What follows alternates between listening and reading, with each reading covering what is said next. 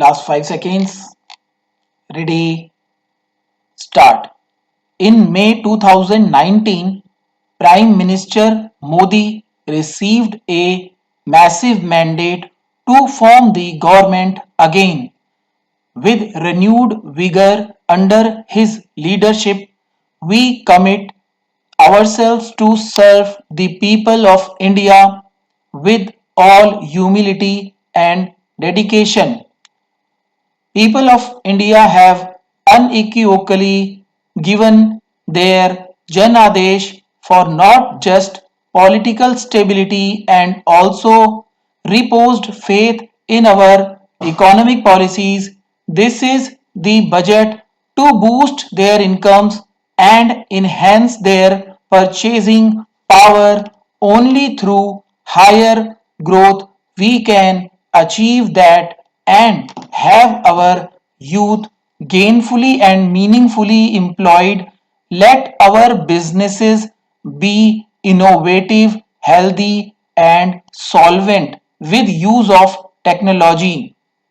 For today's youth born at the turn of the century, for every member of scheduled caste and scheduled tribes who seeks a better life, for every woman wishing to stand up and get counted, for every individual from the minority sections of our society, this budget aims to have your aspirations and hopes addressed.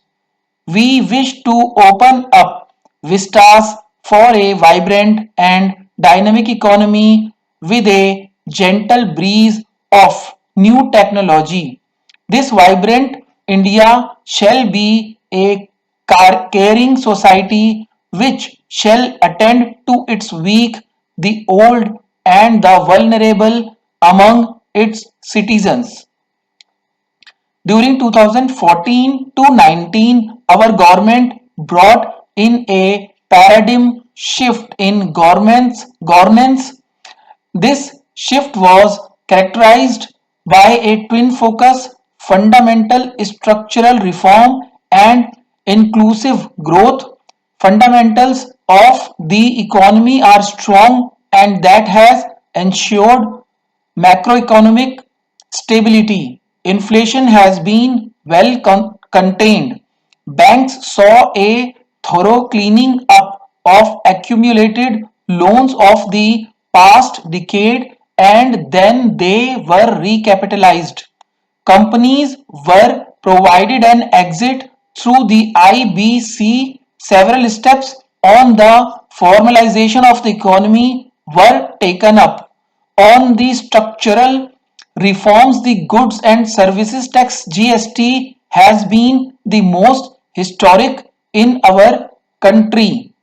Its chief architect is not with us today. I pay homage to the visionary leader late Shri Arun Jaitley ji. At the time of rollout of GST, he had said, and I quote, "It will be an India where the center and the states will work harmoniously towards the common goal of shared prosperity." The unanimity of the constitutional amendment and the consensus of the GST Council highlights that India can rise above narrow politics for the nation's interest.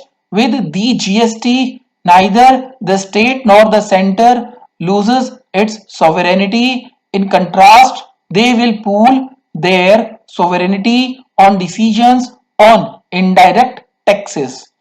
True to this vision for the historic structural reform, the goods and services tax has been gradually maturing into a tax that has integrated the country economically. It has consolidated numerous taxes and cesses to one tax and facilitated formalization of economy. It has resulted in the efficiency gains in logistic and transport sectors.